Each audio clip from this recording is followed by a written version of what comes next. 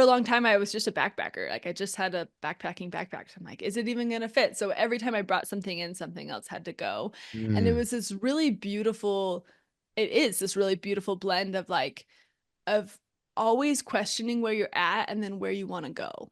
And always mm, wondering, okay, like what is the purpose of this in my life right now? So both with like material things, but also like yes. because I normally go on just a tourist visa, I have a limit for how long I can be in a place. And so Gotcha. literally every 1 to 3 months, I'm reinventing my life and I'm thinking, okay, what is it that I need right now to thrive? Like, do I need to go sit on a beach? Okay, darn, or do I need to go be in a big city with lots of ideas and people and inspiration? Like, what is it that I need right now in this moment? And it's this really beautiful way of living where you're constantly forced to be asking yourself that and constantly forced to be evaluating what you need in your life right now. Welcome to the Audacious Living Podcast, hosted by my man, Audley Stephenson, the Odd Man. Greetings and salutations. Welcome to the Audacious Living Podcast, where our goal is to inspire and empower you to live your best audacious life ever. I'm totally thrilled to have you here with us, and I appreciate you taking time out of your day to be a part of the podcast. Now, just like a skilled chef blends together ingredients to create a unique and flavorful dish, our guest today, Monica Mangelson, seamlessly combines her love for travel as a digital nomad with her passion for coaching. She shows us how living intentionally aligning with our unique gifts and thriving in our true selves can lead to a fulfilling life. Monica is a digital nomad and a life coach who helps individuals break free from societal expectations and live authentically. With a background in international studies and a love for exploring different cultures, Monica brings a wealth of experience to our conversation today. In this episode, Monica shares her insights on how she navigates her nomadic lifestyle while coaching others to discover their true purpose and potential. Her journey as a digital nomad and life coach highlights the importance of aligning our values with our passions and talents to create a fulfilling existence.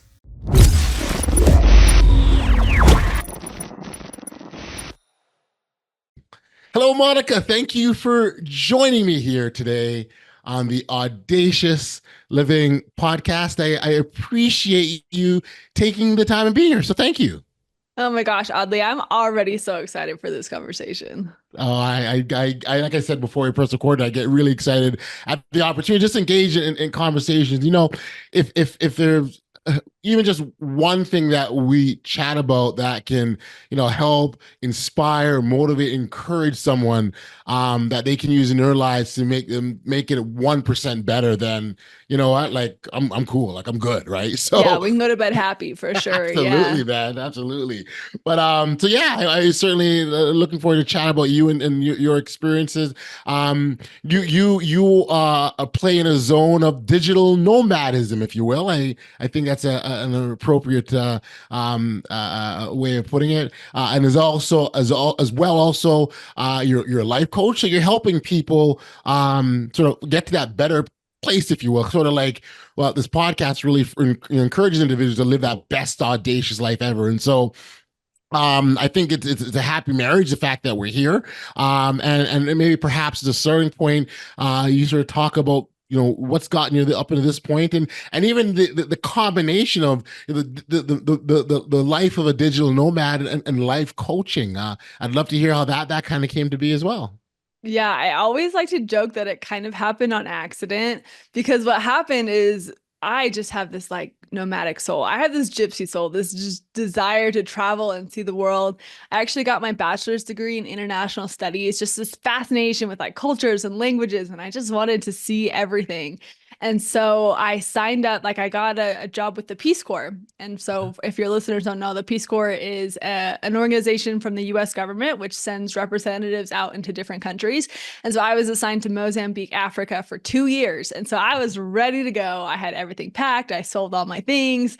I was so excited. I like prepped all of our friends and family. I'm like, I'm out. I'll see you later. And then 2 weeks before I was supposed to leave is when COVID shut the world down. Mm, So then all of a sudden I'm like, wow, I have no home, I have no stuff, I have no job, I have no idea what I I'm going to just do told the next world I'm with my out. life. Right. Yeah. And so then I ended up kind of getting a dead end job, moving in with my in-laws. It was a mess. It was a mess basically. And I just felt so out of control of my own life. Right. And during that time, my mental health was at an all-time low. I gained a ton of weight. Everything was terrible. I was angry all the time. I'm not an angry person, but I was just angry all the time. And I was just going through the motions, just surviving. And so I ended up quitting my job cold turkey and starting a virtual assistant business. I learned social media. I learned the back end of business. I learned everything. I learned so much about business. It was so Right. fascinating for me. And this is sorry, this is quitting the dead end job that you weren't happy with. Yes. Okay, yeah, yeah, Yes. yeah, got you, yeah. Yeah, yeah. Well, So great I move mean, then. Great move off the bat then, right? yes, for sure. I was it was rough. It was rough. Okay. Yeah. I'm not trying Um, to take you back there. I'm sorry. I'm sorry. no, it's good. Yeah, right. I feel like it's good to go back there because I feel like a lot of people can still relate. Where literally I Sure. was just living for the weekends. I was waking up, going to work, going back to bed, waking up, going to like it was just the same day on repeat over and over and over again. And I was working like ridiculous hours. So sometimes I wouldn't even get back home till like 1 or 2 in the morning. And then I was working, 15-hour days someday. It was ridiculous.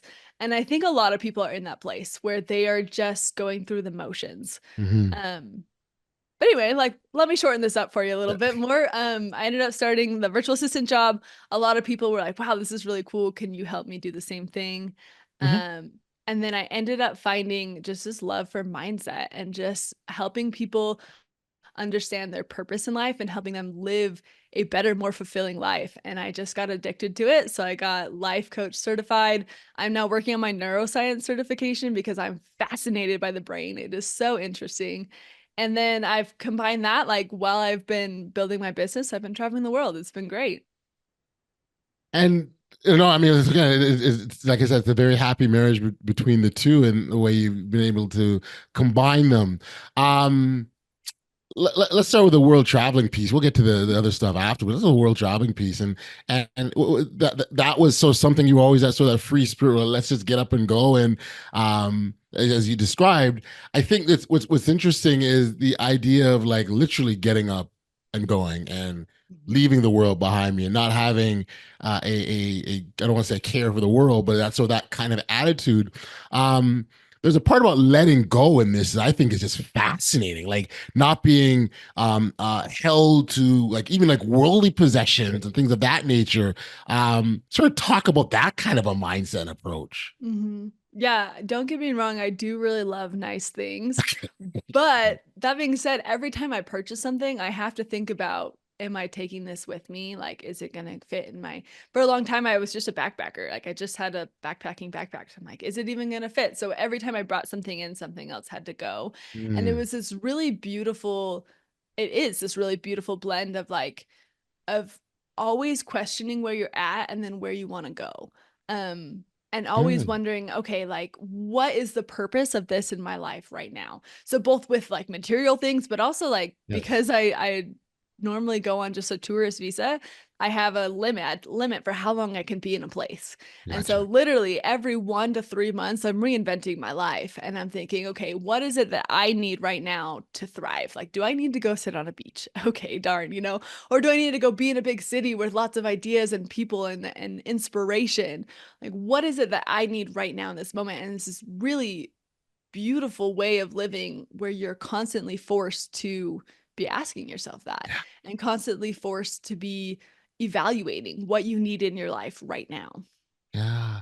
And I like your usage of the word forced because uh uh because we're not forced to do so, it doesn't necessarily happen.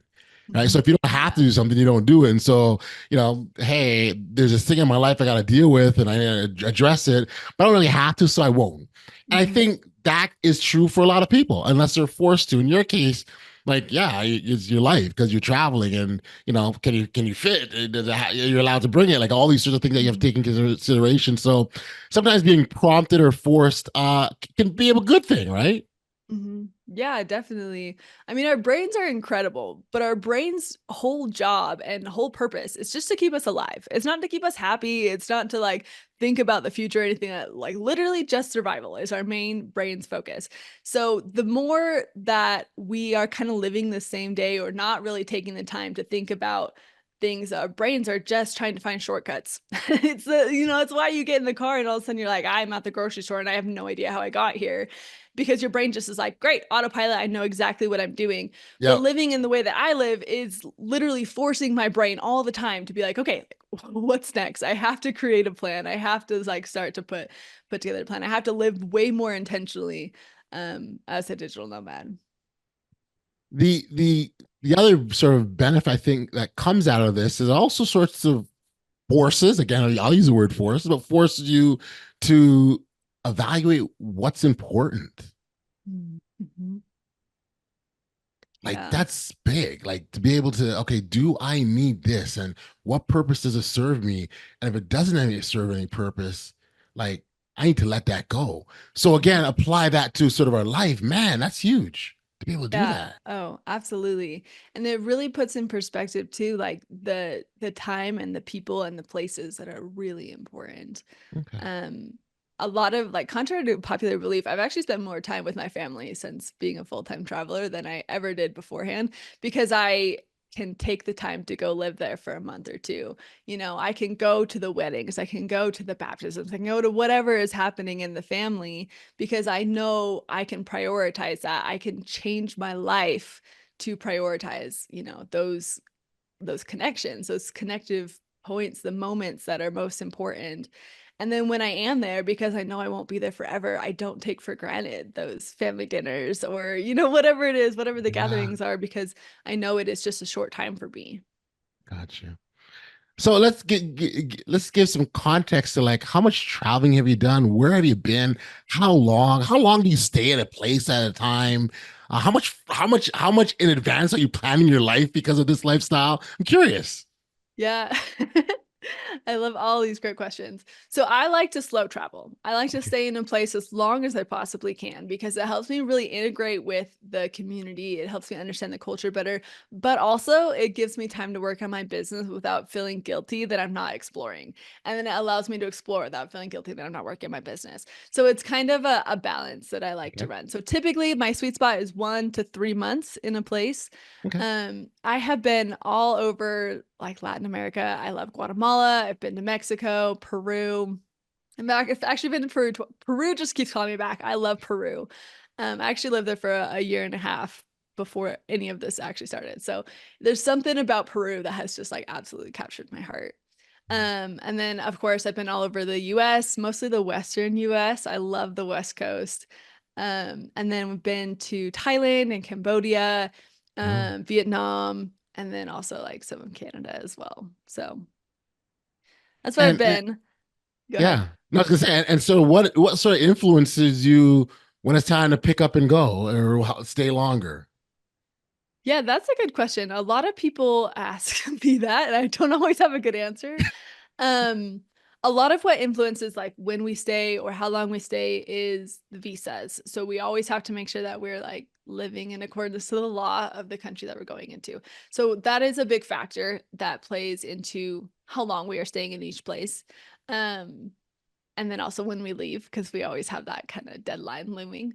Um, when it comes to picking a place to go, Hmm. I don't really know. I mean, I just feel like the place we're meant to be just kind of starts showing up more and more and more in my life. Um, so like, what's a good example? I don't know. We're So currently in Peru is Colorado. an example. You've gone back. Like Yeah. what's brought you back?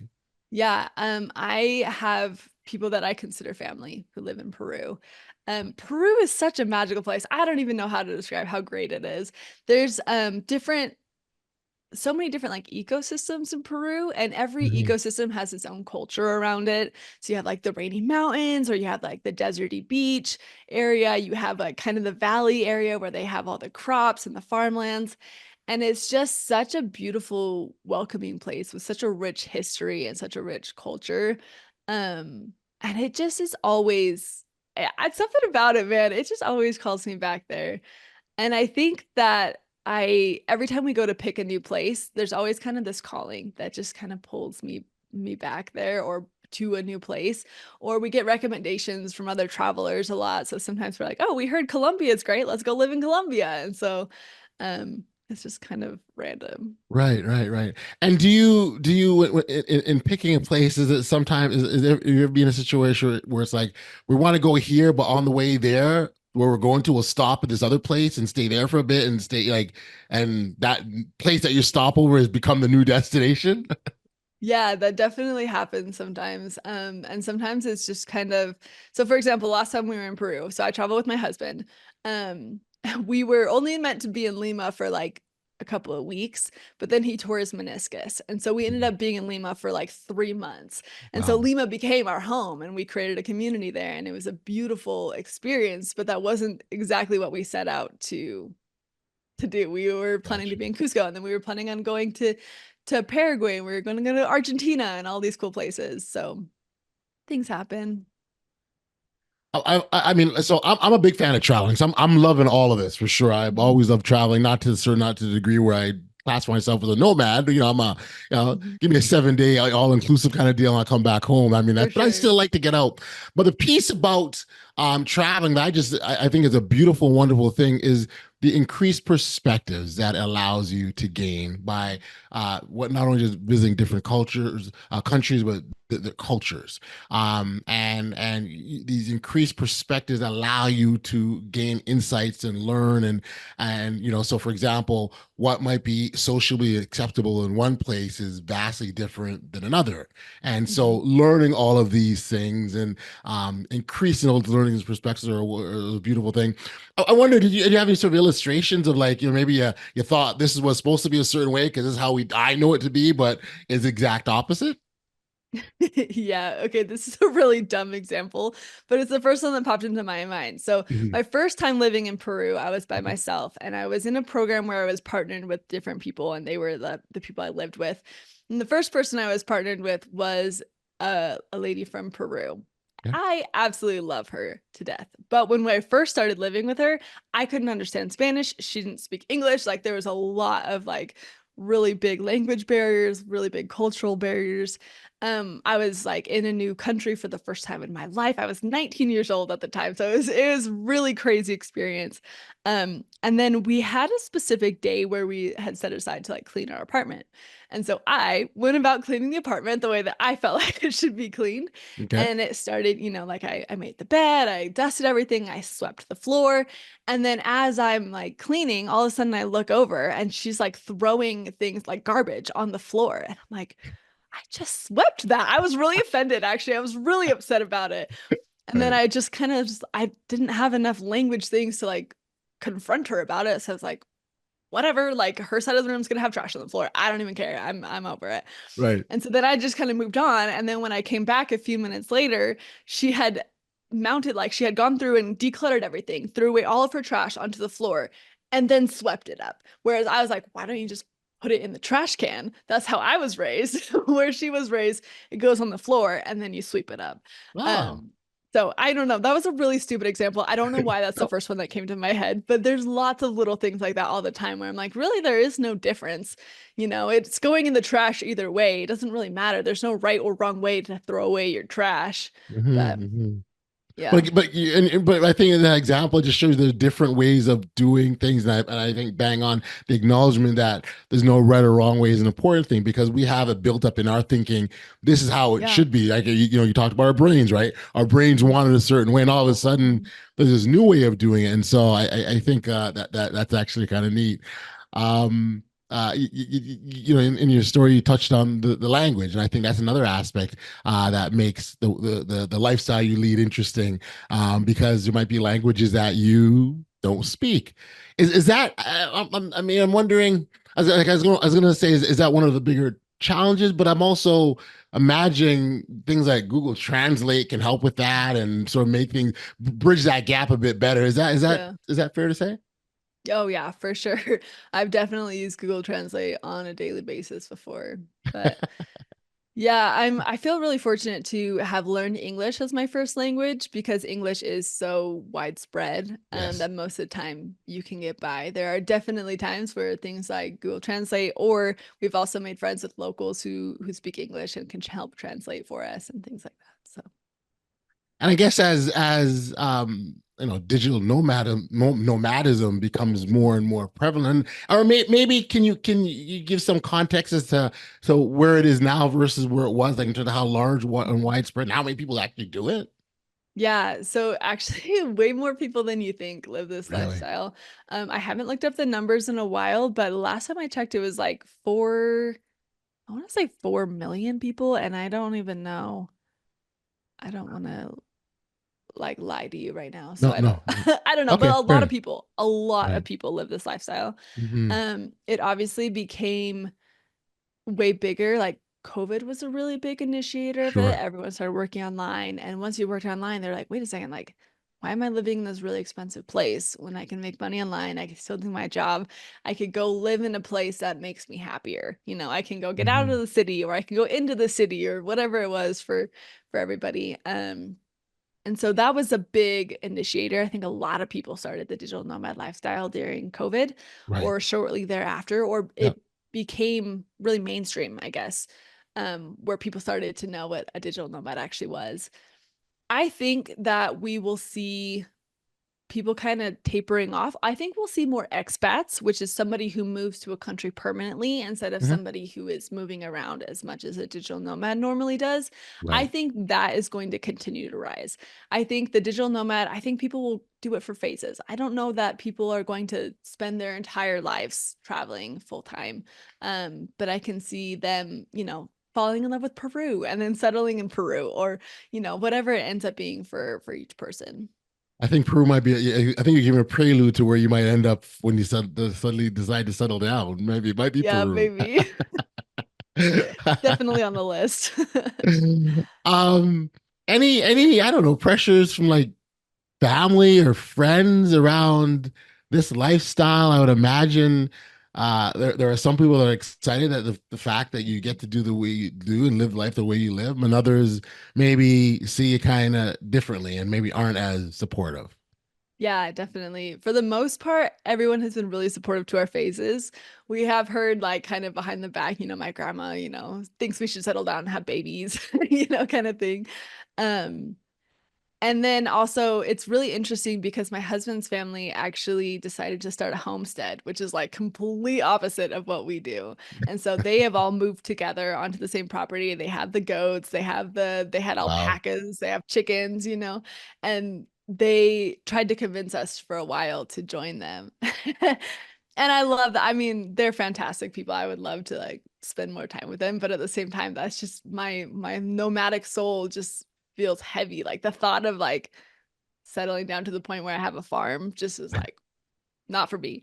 So there's definitely some pressure there when that was all getting started. And it's funny because even yesterday, we've been doing this now. I've actually been nomadic since 2015. And Wow. then I married my husband in 2018 and he's been nomadic with me ever since. And so it was funny, even yesterday, we've been doing this for a long time and our family knows where we stand. They know why we love it. But even yesterday, Austin's mom, my husband's mom, was like, yeah, so we're thinking about buying another house like right here next to us, like the properties touch. So like if you guys ever needed a place to stay for, a while, you could be here. So it's cute. It makes me feel loved, but at the same time, it's just kind of funny because I know it's so different than what she Right. Yeah. values. Yeah, Mhm. yeah, like I could see that. I could certainly see that. Give me an image, Monica. So so you and your husband, you spin the globe and you point your finger and it stops at Australia. I don't know where, Yeah. and you decide that's where we're gonna go. You get there. What do you do? Like, what are you setting up? Or is there stuff you're doing in advance? Or how are you getting yourself ready for the 1 or 3 month stay in Australia? Okay, this might stress you out. Are you ready? Let's It do it. stresses it stresses a lot of people out. So it started out really differently, but where we're at now is the beforehand research that we do is the visa situation. There are a lot of visas you have to apply for ahead of time, and typically we're looking at I don't know, a month, maybe 2 months out. And then we're like, okay, like let's, apply for the visas. Let's see what we have to do. Let's make a plan. Okay. Then once we're more like a week or two out, we will start looking for housing. And we typically do Airbnb because you can get really good long-term stays on Airbnb and they're Hmm. fully furnished. Hmm. And it's a really great platform to communicate with the host. We can also make sure we're renting from local people instead of like big hotel chains kind of stuff. So we typically do Airbnbs. Um, if we're planning on staying there for more than maybe a month, we'll probably get an Airbnb for a week or so that we can get to know the place in person and find, what neighborhood we want to rent in. Gotcha. Learned the hard way that sometimes online isn't always the best way to commit to a long-term stay. Understood. And so then we kind of make it up as we go. Um, so yeah, that's kind of where we're at. And then we all like with the visa situation, we'll obviously have a very hard and fast deadline where we know we need to be out. And so then we'll repeat that process as that deadline comes closer. Mm. Rinse and repeat, and off you go. Mhm. Mhm. Wow.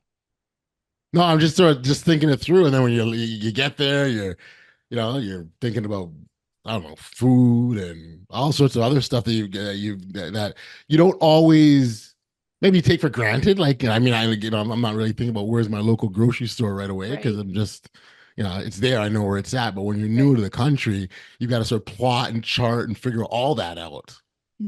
Yeah.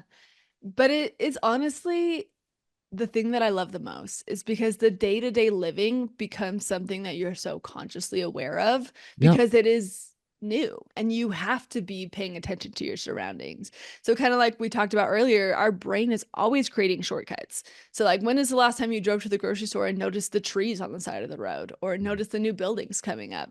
Never, right? But when you are in a completely new place, your brain is freaking out because it doesn't know where you are. And so you notice everything. You notice the sound of the birds, you notice the trees, you notice the building, you notice the mom carrying her baby past you. And you start to notice, oh, here's a restaurant that looks interesting. Here's a grocery store. Let's go check it out. And then you go to the grocery store and you're like, what the heck is this? And so everything is just new and exciting. And you just feel so alive in those Hmm. moments. Hmm. And although I feel that you've touched on this a little bit, I'd like to get bit deeper into how the lifestyle that you lead feeds into your online coaching business. Mhm. Yeah. I I think it's such a cool mix for me because I am learning so much all the time. And everything I learn always like goes back into my clients. And so there are moments where I'm like, wow, like this is really interesting perspective. Oh my gosh, this client specifically needed me to learn this right now. And Mm. it is such a beautiful marriage for me to bring like kind of my hobby life and then my work life together in such a beautiful way. And how do clients stumble across you as a digital nomad, or connect with you? What does that look like? Or Yeah, so I do all of my work online. So all of my calls with my clients are Zoom calls, which is Mhm. really convenient for everybody. And then I do a lot of like I have a lot of clients that come from referrals. I've had clients who come from social media posts, email marketing, all that good stuff. And as a coach, do you have a particular sort of niche or focus, or what does that look like for you? Yeah, I absolutely love helping people who are kind of in this place where they're waking up to their life. They're people who have done all the right things. They've gone to school, they've got the degrees, they got the job, they started climbing the ladder, they, maybe got married, they got a house, they got a car. Mhm. And now all of a sudden they're at the top and they're like, there has to be more than this. Like, this cannot be it for me. And it's the moment when they realize that they've been living the life that somebody else told them they should be living and they've been chasing somebody else's dream this whole time. Those are the people that I love working with because I love to start to deconstruct and figure out what their values actually are so that they can create a life that aligns with them as a person and can really help them thrive in their unique gifts and talents. I mean, the world is we're kind of in a crazy place right now, but I fully believe that the more people can really embrace themselves and their own unique gifts and talents and really work to become the highest, best version of themselves, Mhm. that is how we will heal the world. And I'm really, really confident in that. Oh, And beautiful, I beautiful, absolutely I love it. It's beautiful, awesome. beautiful. The idea of finding yourself can be such a wonderful exercise or process to go Mhm. through. Um, and what's really cool about it is there's not just one way to do it, right? You can find yourself by accident. It could be Mhm. intentional. Mhm. It can be just immersed. It might come out of a problem that you're in or a situation that you're in. Yeah. In some instances, maybe it's out of necessity where you need to find yourself, or other times you're not really paying attention. It happens, and so that whole process or exercise of doing so is just a wonderful mix and blend, and I think that's where just some delightful things can come out of that. Oh, absolutely. It's the coolest experience. The can you describe the feeling that you get when you help someone find who they are? There's always this moment when I'm coaching my clients, and I feel like a lot of times it happens maybe 2, 3 months into to working with them, where all of a sudden it clicks. Mm, Something clicks. They get it. And all of a sudden they come and they just feel alive. There was actually a really specific moment that happened with the client. It actually happened really early with this client, mhm, where she was telling me this dream of being able to start her own business. And she just felt like she was too old and she dedicated too much to this career. But she was like, if I was able to start my business, like I'd be able to go see my nephew more. And just talking about how like the last time she was there, he like held her and cried and was like, why do you have to leave? And it was really emotional, but she just didn't have any confidence that she was going to be able to do it. And so I asked her, what if you knew you couldn't fail? Like, what would change for you? What would be different for you? And I kid you not, the second she started to think about it, she sat up straighter, she put her shoulders back, her head was mm, higher, and she just started to talk. And she was like, well, I would probably wake up earlier and I would go to the gym and I would work out and I would go talk to more people. And maybe I'd go get my coffee and I'd have a conversation with the barista and I'd tell him what I was doing. And then I would still go work in my job because I still need to make money. But then I would come home and I would write these blogs and I'd get everything set up.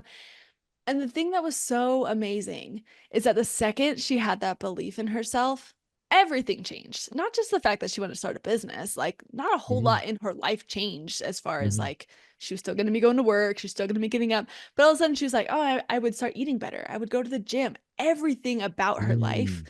got better when Yeah, she started yeah, believing in herself. yeah, yeah. And that is the moment that I look for in my clients. That is the moment I aim to help inspire and create in them. Is that moment when they can start to believe in themselves.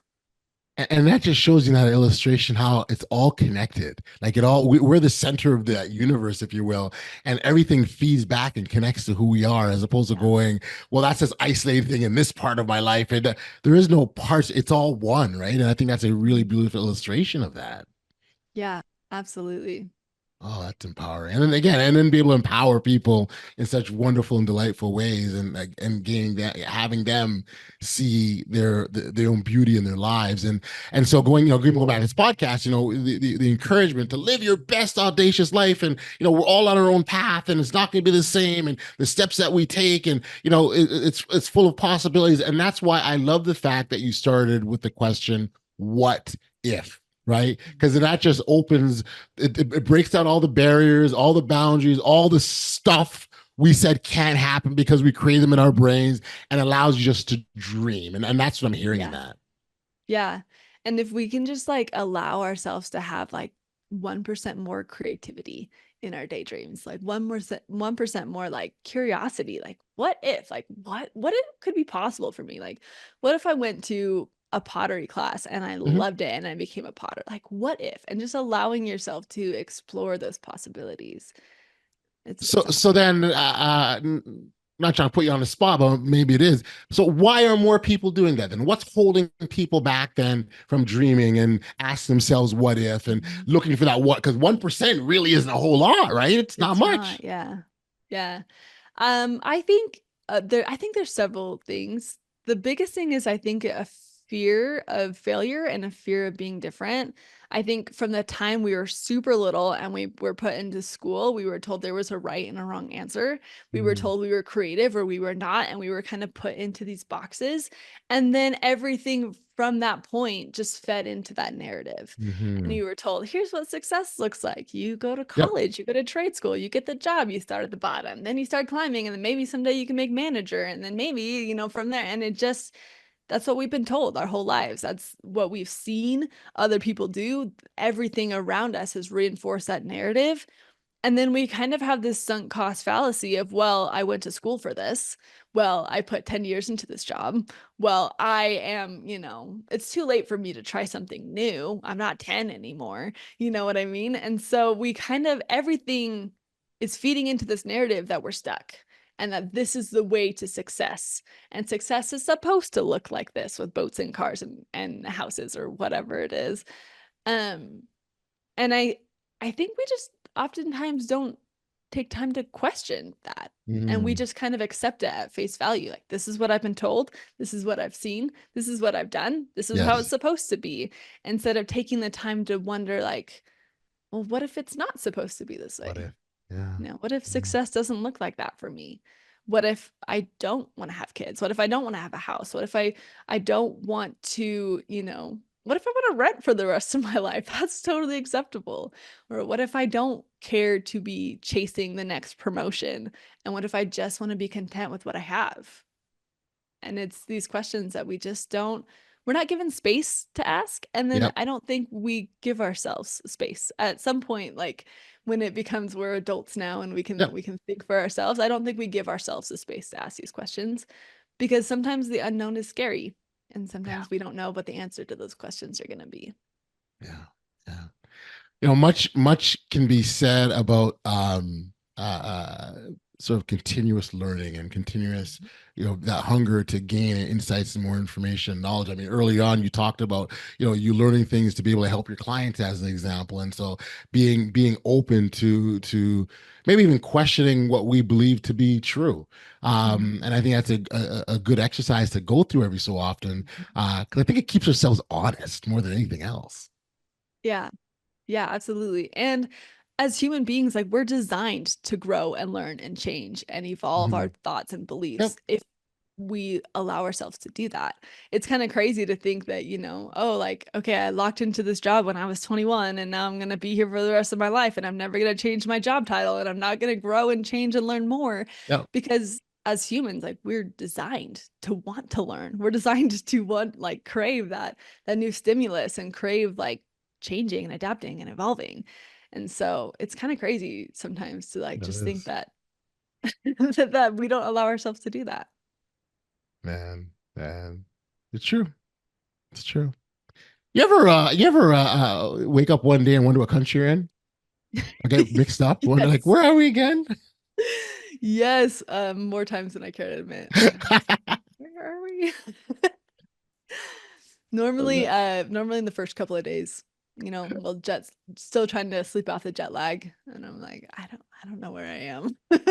Oh my goodness. Oh my goodness. Well, Monica, this is such a delightful conversation. First and foremost, I want to commend you on living the life that you want to live for yourself. I think that has to be that not has to be that is the starting point for being happy and fulfilled and finding success, right? Because Mhm. our success is we determine our success. We determine what that metric looks like. And maybe for some people it's a job, the car, the house, and for others it's just that feeling fulfillment and happiness. And so certainly you adopting the lifestyle that you have is giving you that. And then I love the fact that you'll be able to within this lifestyle that you've adopted, weave into this coaching practice where you're now helping others as well too. And these increased perspectives, whether you got them from whatever country you're in that day or whatever experience that you went through, it helps inform the work that you do with your clients. So congratulations, it's so phenomenal. Thank you. I really appreciate that. Thank you. Yeah, no, I do really truly mean that. It's a wonderful, wonderful thing for listeners that wanted to learn more about you, connect with you, follow your travels. Where can we send them? Yeah, so my favorite social media platform is Instagram. So at Austin and Monica, it's where you can find us on Instagram. You can find I'm in the middle of a really big rebrand, so it's kind of a weird place. But if you search Austin and Monica pretty much anywhere, you'll find us. You'll find me and my partner, my husband. So my website currently is austinandmonica.com and then Instagram as well. And so I'm curious, did you meet in your travels as you were traveling the world? How did that happen? We met at school. So we met in college. We're Okay, college okay, sweethearts. And okay. then we fell in love through our mutual love of travel. And that helped necessitate. That's beautiful. That's beautiful. Well, Yeah. listen, this has been great, Monica. Absolutely delightful, delightful to chat with, and wonderful mission that you're on. Congratulations. Keep up the fantastic work, and thank you for being here today on the Audacious Living Podcast. Thank you for having me. This was a lot of fun. Same here. Be well. Thank you.